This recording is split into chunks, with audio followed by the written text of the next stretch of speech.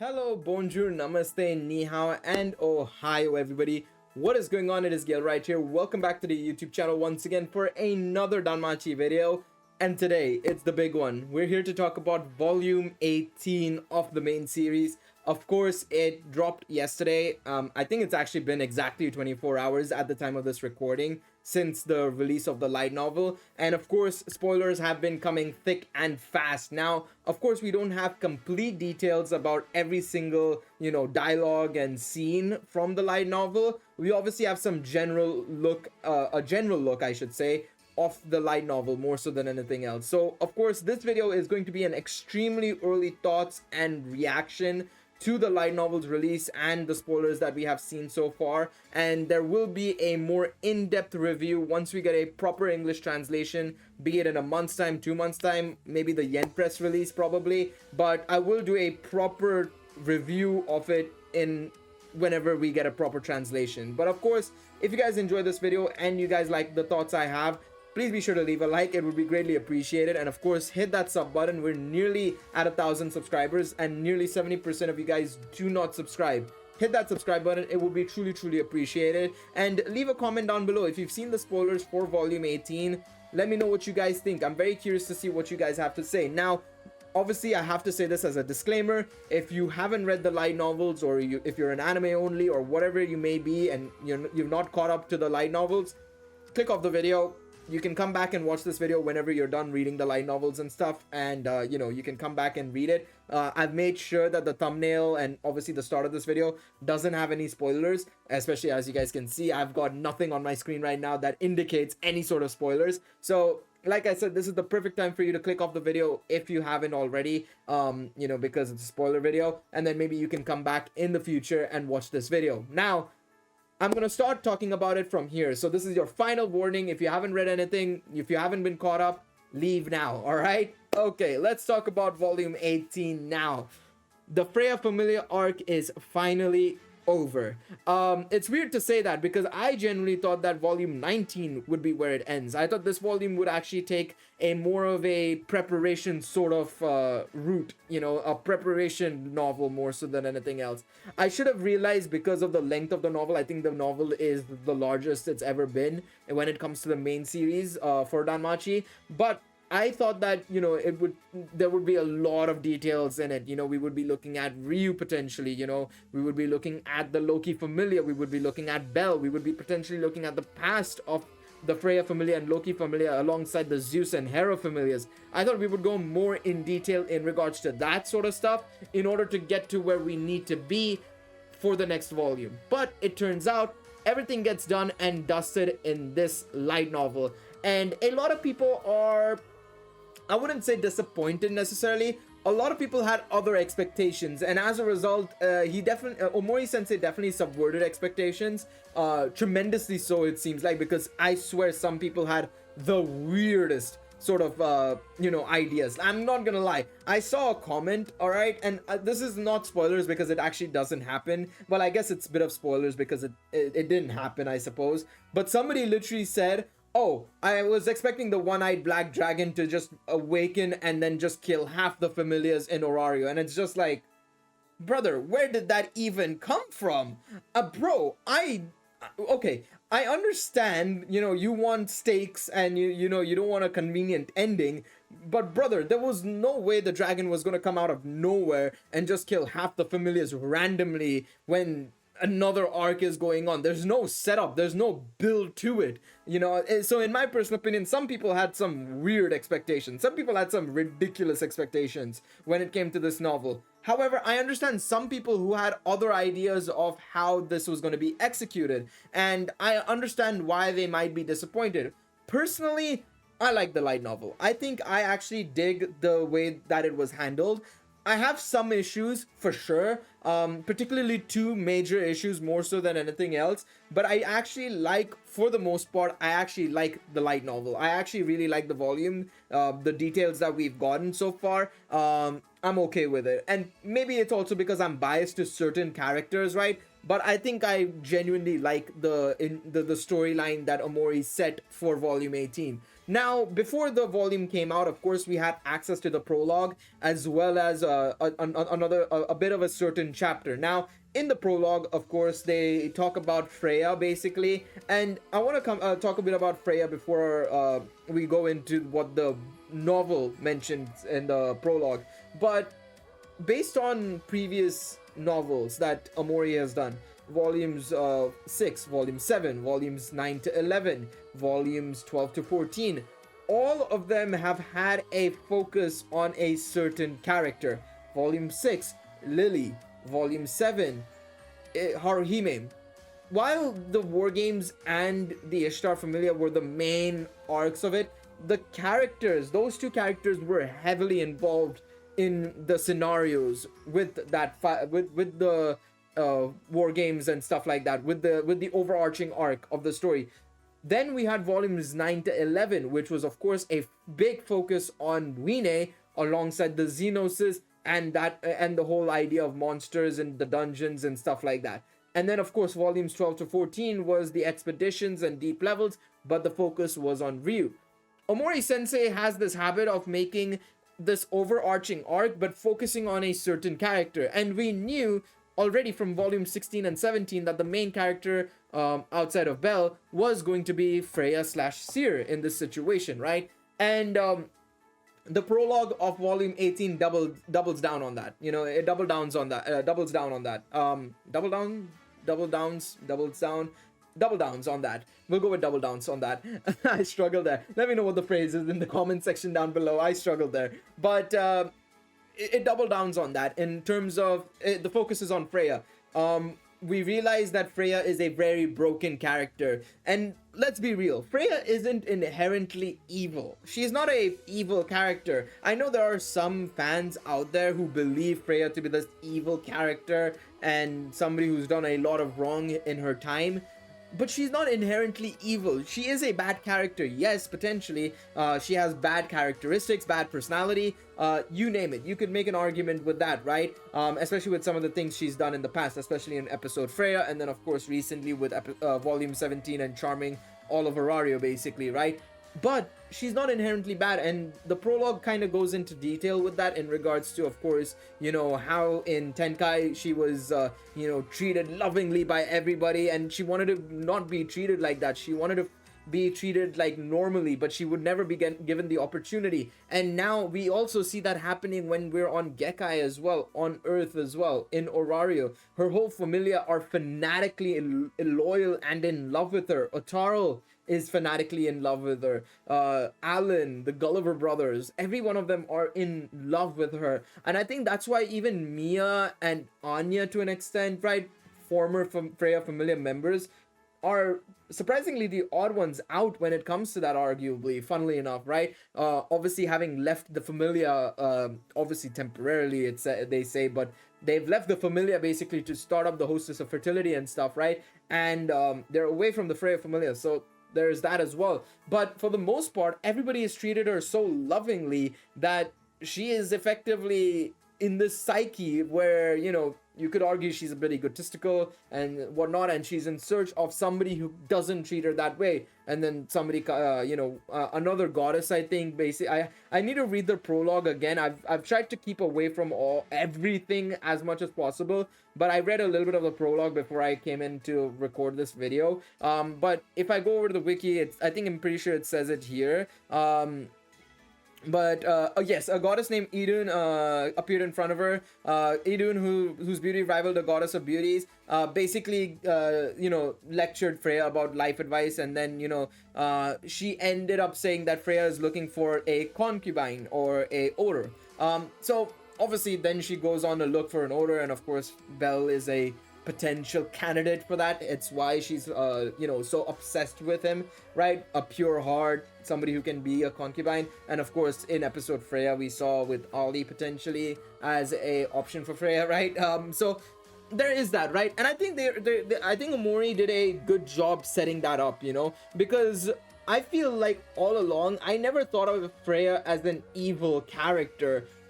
I thought of her as potentially bad, yes, but there's a difference between bad and evil, and I think this volume kind of hammers that point home.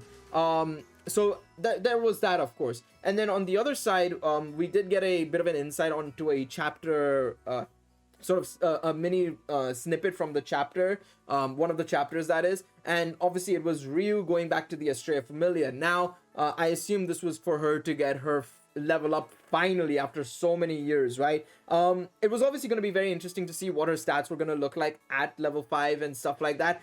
But of course, things didn't go to plan, and we'll get on to why in just a second. Now, of course, we're going to dive into much more spoilery stuff here. So once again, I'm going to put a disclaimer right here. If you don't want to get any spoilers or anything of that sort, please leave. Whatever I've said so far is something that's freely available on the wiki. It's something that's been accessible for a very long time for people who've been reading the light novels and wanted to read the prologue for volume 18 and stuff. So there's that. Now, I'm gonna start going into spoilery stuff, and I'm gonna use Routine Ninja's Reddit post right here to kind of help me with it, because there's a lot of points I want to talk about and a lot of things I want to mention. So first and foremost, the Loki Familia does not participate alongside the Hestia Familia in the war games. They help a little bit, but they are effectively told not to fight in the war games against the Freya Familia, because effectively what would happen is that it would be like the Loki Familia versus Freya Familia rather than Hestia Familia versus Freya Familia.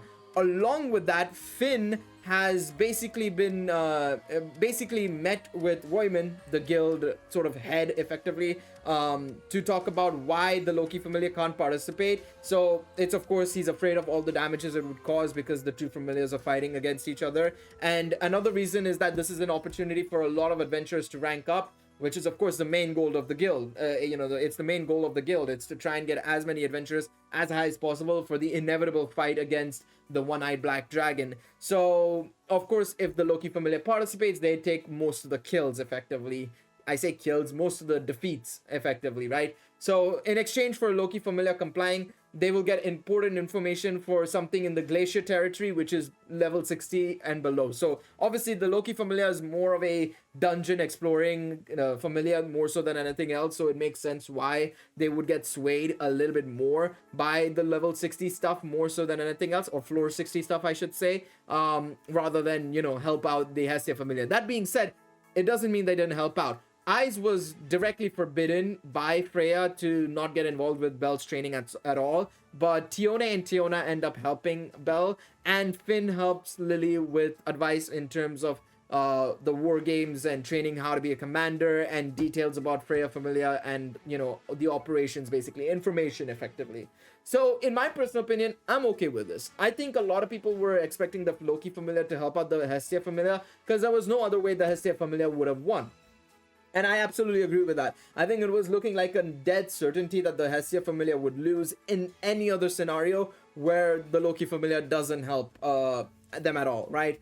But obviously, with them not helping, this means that they've obviously, the fact of the matter is, as you guys can see here, the Freya Familia was disbanded, which means the Hestia Familia won. Now, this indicates a lot of plot armor, potentially, right? And I understand this tremendously. I think if there's one thing a lot of people hate, it's plot armor. But I feel like we need to wait until the actual novel comes out to get a better understanding of how much plot armor was actually involved. I'm 100% certain there is plot armor involved in this. There's no way the Hestia Familia would win this, even with Haruhime's buffs. Let's be real. But I want to wait and see what the exact situation was, because of course the spoilers go into a little bit of detail in exactly how they managed to beat the Freya Familia, but in my personal opinion, there's so much more to consider before we jump straight at, before we, address how exactly it went down and stuff like that. So Belle has obviously leveled up with all stats being SSS, endurance higher than speed, like 1500 or something. So Belle has finally leveled up, especially with the high grade Exilia that he got from beating the Juggernaut and stuff. it was going to happen. He was going to get to level 5. So it makes sense he finally got to level 5. So Bell is training with Tiona and Tiona for adjustment after rank up recently. Haruhime is also training due to just becoming level 2 recently. The duration of level boost has increased to 20 minutes. The time to activate her magic again has been reduced to 9 minutes. And she can provide it up to 6 people now. So effectively, Haruhime has gotten a huge buff. And again, it makes sense that for this novel, especially now that we know the Loki familiar isn't participating, it was necessary for Haruhime to get this level boost. I think it's absolutely fine. And again, it makes sense with the deep floors and stuff. Getting that high quality Exilia whenever possible, it was good to see Haruhime getting that training in to get that level 2 basically. So absolutely fine. So these are the familiars that help out with the Hestia familia. Hephaestus familia participates because Tsubaki and Hephaestus want to help Belf and his familia. Makes sense. Ganesh doesn't participate because they are the city's military police and must act as the moderator for the war game. Ogma familia, who are ranked F, participates because Mord claims it so that they can get a great reward, but Mord wants to just help Bell. My goat Mord. The goat. Absolutely the goat. No, honestly, Mord is like literally the goat. People don't notice him, but he's my goat. But no, Mord's familia, the Ogma familia, help out. Takemikazuchi, Miyak, Modi, and Magni meet and have decided their familiars will participate. A group of female gods referred to as the Goddess Alliance have a secret meeting while wearing black robes, and they pick Hathor, one of the goddesses that represent fertility, as their leader, and they decide their familiar will participate. Hermes familiars can participate, but Asfi is not allowed.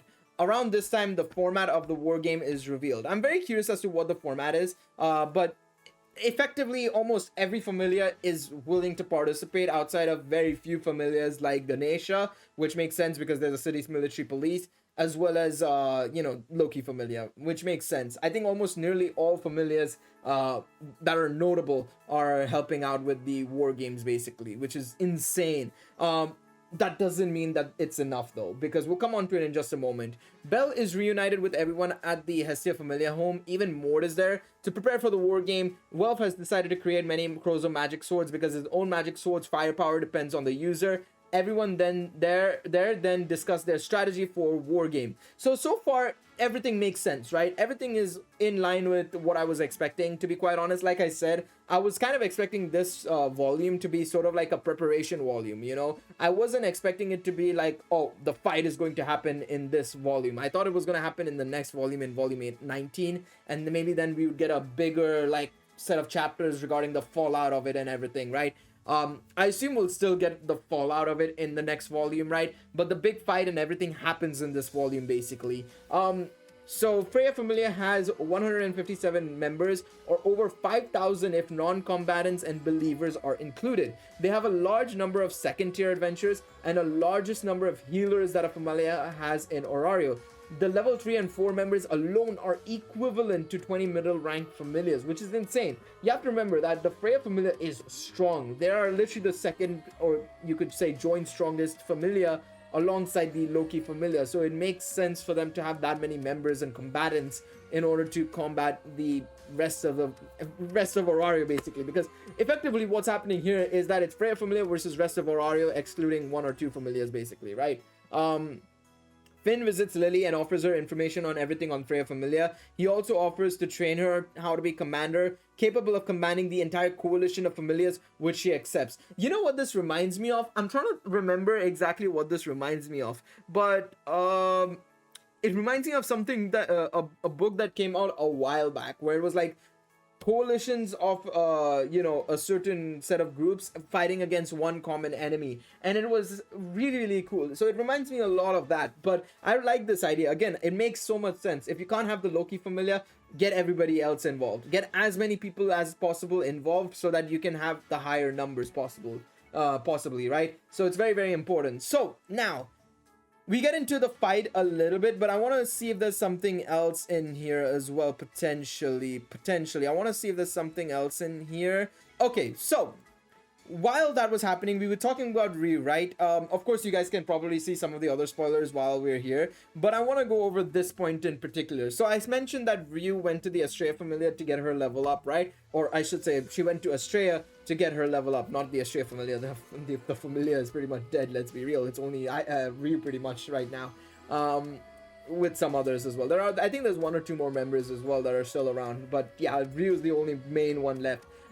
So Ryu ended up going from level 4 to level 6 directly. Now, I think this is the biggest issue I have with this light novel, is this random change.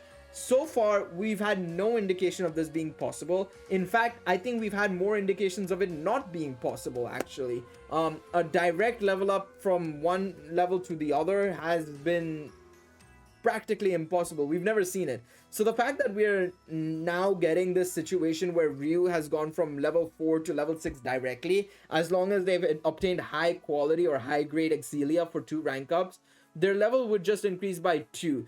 Her level 5 stats are pretty much at 0. Now, I don't know how to feel about this. I think this is probably the only one that I feel I'm really annoyed about, to be quite honest, right? So, in all honesty, I don't know what everybody thinks about this. I think this is probably the only weak point about this, and I feel like this is where there is a lot of plot armor in this specific statement alone, to be quite honest. So yeah, that's just my personal opinion. I think they could have done this a little bit better, maybe.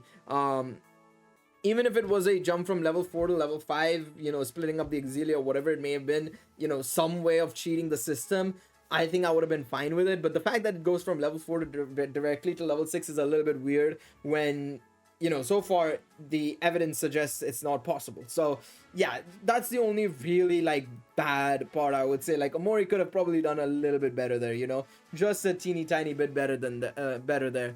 But okay, so let's talk about this. The dwarf fighting Otaro is Mia. So Mia and the rest of the Hostess of Fidelity obviously participate in the fight alongside Ryu, which makes sense. They're, you know, especially because it's Seer / Freya, they're, you know, wanting to fight for effectively. So yeah, Otaro probably didn't become level 8, and we can confirm the stats page indicates that Otaro is still at level 7, but he used his beastification to increase his powers, said to be equal at level to a level 8. And Hayden also helped during the fight. We'll go into the updates to go over it, basically. I find it hard to believe he lost considering how he handled other first-class adventures in episode Freya. This is what I was worried about. I was just there like, bro, even if you have every other familiar, right?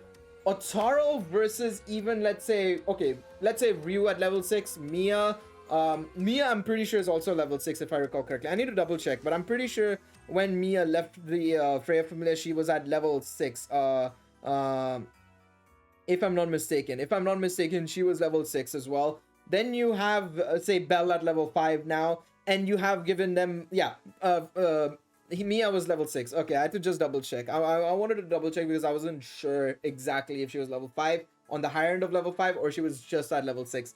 But let's say you have Ryu, Belle, and Ryu, all getting the Haruhime buff basically, but Otaro is nearly basically a level 8 adventure, right?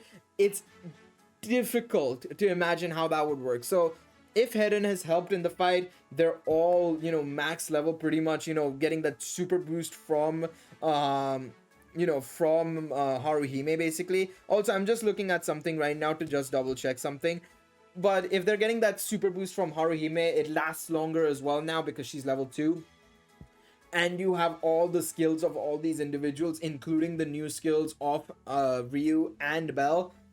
Which, by the way, I really love Ryu's new skill, by the way. Belle's new skill is a little bit 50-50 because it's just such a very subjective one, but I really like Ryu's one, in all honesty. But yeah, it's just weird that you have Hayden level 6, Ryu level 6, Mia level 6, and Belle level 5 going up against Otaro, let's say. Those 4 at level 7, 7, 7, and 6 respectively against the level 8, basically. I mean, we know the level 8 is far superior. There's a reason why the level gap between 2 adventurers, even if it's 1, is a very significant amount. So that's something to bear in mind. So yeah, Haruhime level boosted Ryu, Hayden, and Mia. Hestia updated Belle's status and Haruhime gave a boost to him as well, and then he joined the fight. There's something about Ryu joining the Hestia family. I'm pretty sure that's only in the Bookwalker SS. Yeah, it's only in the Bookwalker short story. I'm curious if they mention anything else in the main story, but yeah. Hedin has a magic but can't use it on himself, so he used it on Bell to increase his power and defense. So this is confirmed to be the Thunder Res. So he basically gave Bell Thunder Res to counter Otaro's Thunder attacks, basically, which makes sense, right? The fight, they fight, and later Otaro manages to critically injure Hayden. He tries to follow up, and Bell saves him by pushing him away. Otaro swings his swing hits the ground and creates a dust cloud. Bell looks for Hayden, but the latter orders him to look forward and save Freya. He casts his lightning enchant magic, a magic that he can only cast on those he's acknowledged. And the magic made him so fast that Bell was able to instantly close the gap between him and Otaro.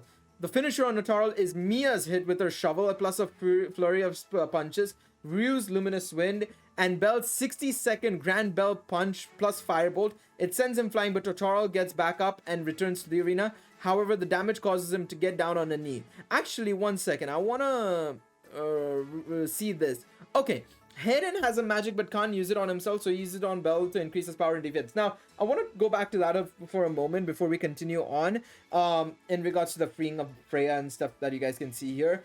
I think, if I'm not mistaken, one of the new abilities that Bell gets is effectively a charm ability, which where he increases his stats if he is charmed effectively, or if charm is being activated around him, which is super subjective, considering, I mean, unless he has like somebody alongside him who can, you know, inflict charm, I mean, yeah, it doesn't make sense. So I'm curious to see how they include that in future stories potentially, and future abilities, to be quite honest. I don't know, it's a bit weird, to be quite honest. It's a bit weird, and I don't know how they're gonna incorporate it. But yeah, that's how Bell's new skill works, basically.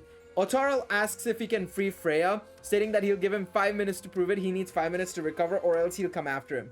Alan attempts to stop Bell from reaching Freya, and he comes incredibly close to doing so, but Bell manages to outspeed him because of escape.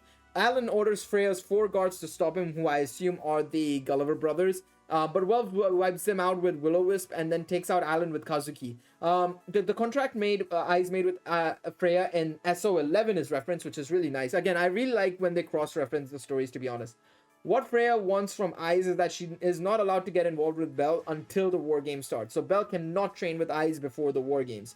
And then, of course, we talked about the Royman stuff and whatnot. But yeah, it is very, very interesting in terms of the whole story. We'll also check the ending of the story in a moment. But yeah, obviously, again, like I said, I'm not too sure about this whole thing with Otaro and stuff. And Ryu's magic, it does get used in the... I'm pretty sure it gets used in the fight as well. But Ryu's new magic is called Astrea Record as well, which I think is really sick. Basically, it takes magic from all previous Astrea members. So Alize, Kaguya, Lyra, she can take magic from any of them, basically, which is sick. In all honesty, it's super, super sick. I think I really like the fact that they did that. That's such a nice touch and a nice way to, you know, kind of encompass what Ryu is. And it's one of the reasons why I actually don't mind her not joining the Hestia Familia, to be quite honest. So there is all of these spoilers, basically. And then we obviously have some more here in terms of Anya versus Alan, of course, as well. Anya states that she wants to save Seer like Alan had saved Anya when they were younger and whatnot. Again, there's going to be interactions between Anya and Alan, and then we have Hogni as well here, or Hegni, basically. So it's very interesting. And then, of course, the Gulliver brothers are fighting as well, because they think Freya would be hurt emotionally if she tried to be Seer than staying as Freya. This is very interesting as well, now that I'm seeing this right. Yeah, it's very, very interesting. Very interesting, to say the least, honestly. This is also very interesting because they also talk about the OEBD as well, and that being alive. So I guess the point I made earlier with that guy referencing the dragon, I guess, I mean, some build up, I suppose, here.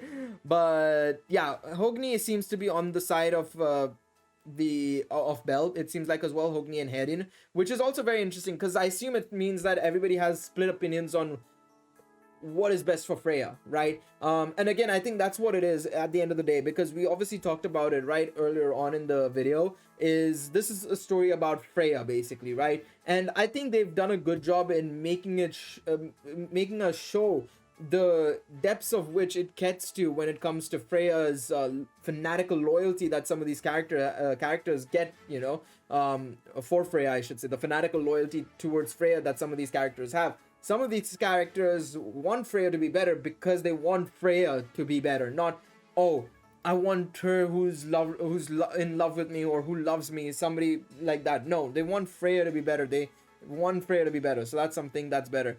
Eyes watched the war game. Okay, so this is something that's also there. Eyes watched the war game, clenched her fist hard enough for blood to come out, and had a look at despair. She said she's there with him. The Amazon became pale while watching her. Her hand started bleeding. Ooh, interesting. So Eyes is obviously really disappointed. So Tiana said that Eyes is watching him, which touched his heart. He also kept thinking about what Eyes taught him. While they didn't see each other, they were consistent. I mean, everything is setting up for it to be a Belle X Eyes, to be honest. Freya asked this favor to hurt Eyes, not Belle. Damn, okay. Freya, do be balling. But okay. So, I want to actually check something as well while we're here. 1 second. I want to see if we can... this might be the worst volume. Wild. I don't know. Yeah, in terms of power scaling, okay, I agree with that. I like the story, but the worst volume in the series for power scaling, I was like, brother, what? I want to check one of the other things. I want to check the ending because the epilogue is very important. Okay, so this is it. This is from the fandom, of course. So again, I want to wait until the official thing comes out before I give my overall thoughts and everything. But I'll give you guys my initial thoughts once I'm done reading this.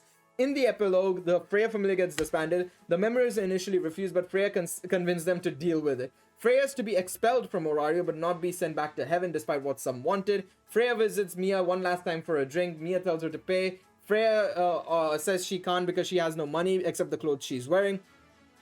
And Mia offers a job, stating that Hestia has mentioned that she would agree to look the other way for Seer, but she refuses.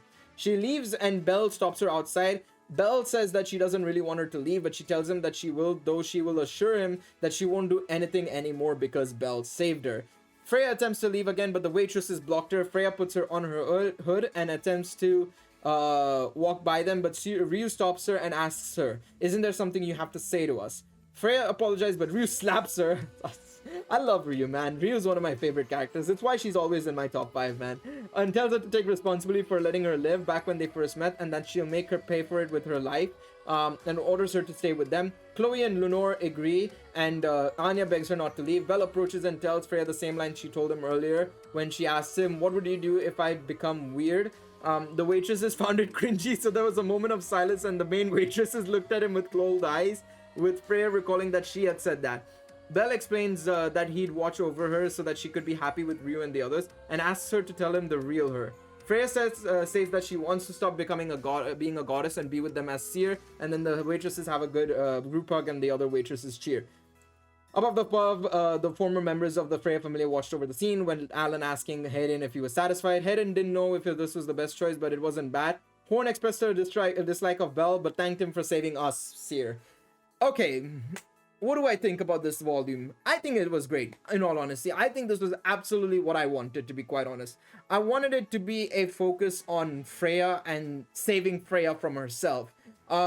Because I think the one thing people, I feel, didn't acknowledge, and maybe obviously it depends on perspective and depends on the way they perceive the story and the dialogue that happens, but I always perceived Freya being a bad character but not an evil character, and I think somebody who could be redeemed very, very easily because she's not being treated right effectively. And maybe it seems like, you know, the way the story is portraying her is more of her being a victim when she's, you know, done so much bad to others, right? But I feel like at the same time, you know, not all of it is her fault. Everybody's just like that around her no matter what. I mean, we've seen it from the earlier episodes. I remember when we had the gods and goddesses banquet, right? And everybody was just surrounding Freya no matter what, even if they were gods and goddesses, right? So, you know, the fact that you had even your fellow gods and goddesses just surrounding you, in love with you no matter what, right? It can be very, very bad for your mental sanity and stuff like that. And I like the fact that Amori went with this approach. I know it was a little bit of an off one, and I feel like a lot of people will feel like Freya got off very lightly in this regards, but you have to remember, she's no longer the goddess, she's no longer Freya, she's Seer. She's staying as Seer, so she's no longer Freya. I expect Freya to come back in full force in the future. Maybe not anytime soon, but maybe in the future. But for now, she's lost her identity. Maybe she's gone to being the better identity with Seer, but she's lost her identity. So in that regards, that's also something that's happened. I think also in terms of the characters and everything, I feel like it makes sense. Belle is somebody who's we've known for a very long time, is not inherently somebody who's going to, you know, absolutely go for somebody because they did something wrong. And you know, especially considering the events of volume 16 more so than the volume 17, it makes sense why Belle wants to save Seer more so than anything else. And I really like the way Ryu has approached this, as well as the other hostesses as well, the hostess of fertilities as well. I think they've done a good job there. Overall, I think, in all honesty, in terms of the storyline and everything, I think I'm very, very happy with the way this has ended up being. Now, of course, I want to wait until the actual translations and stuff to see how it is, to confirm if it's the way I think it is, because the way I'm perceiving it is of course going to be different to somebody else, because we don't have that much, right? This is a very early look. This is a very, very early look in terms of the light novel. So I'm not even going to really go too much into detail about like, oh, this is amazing, this is that's amazing. I'm just going to say what I like. And I'm really liking the way they approach the story. Now, in terms of the power scaling, I do agree. The volume 4 to 6 stuff, what? I don't know what Omori's thinking, but sure, buddy, fine, whatever. And then, of course, the fight between Belle, Otaro, Mia, Hayden, and Ryu, right? Or the 4v1, basically, right? I'm not sure if it's... I don't think there's a lot of BS in that. It's just a shame that, of course, we can't see Otaro at his full force. We don't know what's happened with Otaro in this situation either, right? I'm very curious to see where he places at the end of this all, at the end of all of this, where he's gonna go, and what's gonna happen with the rest of the Freya Familia members as well. I assume we'll get more details about that in volume 19.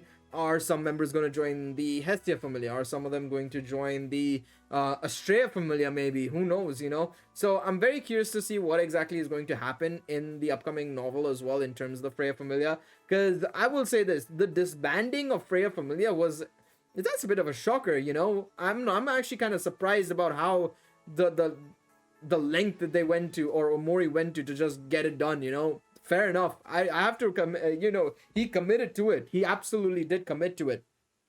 But yeah, I think the only real issue I have with is more so the power scaling side of things, and you know, how he's detailed it in the light novel. I want to wait and read that, but in my personal opinion, I'm okay with all of this, to be honest. I'm okay with it. I know a lot of people probably aren't, like I said, and I want to read some of the comments in just a moment.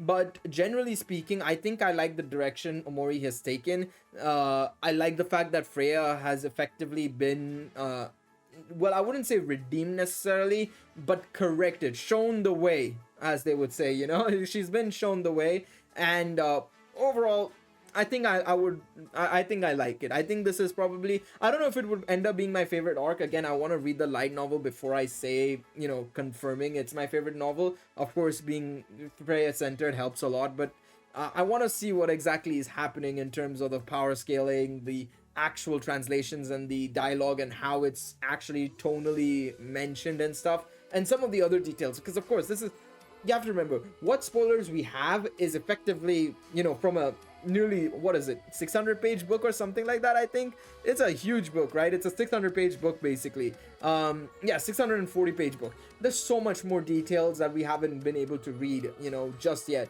So I want to wait until we get the light novel to be able to confirm on a lot of points that haven't been made here. The one thing I also will say is I also like the whole Loki Familia factor as well. I think I don't know why, but I would have felt like doing the Loki Familia way would have been the easy way out for Omori, right? Just putting them into the fight and, you know, Bob's your uncle. It's not necessarily easy pickings, because, you know, you're still going up against Totoro, but you got like, what, you've got like 4 or 5 plus, you know, level 6 members. You've got Ice, Gareth, Riveria, Finn, Tiona, Bet. That's 7 already, right? So in my opinion, going for all those level 6s and, you know, going up against Totoro, I mean, you've got Haruhime right there to buff 6 of them up, right, with her magic now. So it would have just been too easy at that point. I think that would have been too easy of a cop-out. So I think this is a better way. again, they would have, Omori sensei needs to explain it properly, because yeah, it would lead to otherwise plot armor and power scaling. The funny thing is, you know, I think for my Danmachi anime review a couple of days ago, I had a comment about the Haruhime Goliath robe thing and how it looked like plot armor in the anime. And look at this. This is just entirely plot armor. It's insane, man. It is genuinely insane. So now, quickly, I just want to go through the thing. Had been betting on this to an extent. Freya is too good a character. She does need to lose so the core story can advance. I would imagine it's a similar situation to Ryu. Yeah, it's a very similar situation to as Ryu and you know, her being blacklisted as Gale Wind, I suppose. So it makes sense. It makes sense, very much so. But yeah, she will probably be taken off the blacklist as well. I agree. Again, I think a lot of the Volume 19 stuff will be dealing with the fallout of the war games. You know, Ryu in the war games. You know, what's happened to the Freya Familia members. How's Seer handling being, well, Seer only, you know, this time around. But yeah, I think I like it. I think it's the best option, personally. Like I said, I personally like it.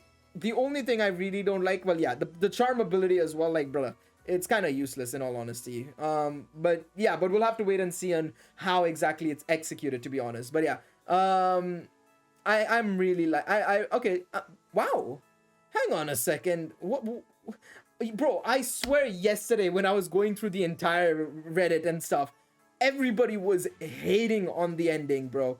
Everybody was hating on the ending. Wait, what's happened here? Why? Whoa. Okay, all right, I'm ignoring that. But yeah, I think I like this. I like this ending, and I think a lot of people seemingly like it as well. Wow, I swear yesterday a lot of people hated it. I genuinely thought a lot of people hated it yesterday, but I'm down. I'm absolutely down for this. I'm glad that everybody likes it. I'm glad that everybody likes it. But yeah, let me know what you guys think.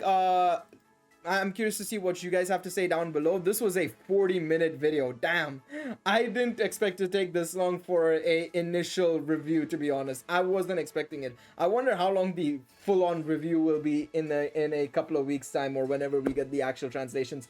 But yeah, let me know what you guys think down below in the comments. I'm curious to see what you guys have to say. Once again, thank you guys so much for watching this video. Please be sure to leave a like, subscribe to the channel, and I will see you guys in the next one. Take it easy, everybody. Bye-bye.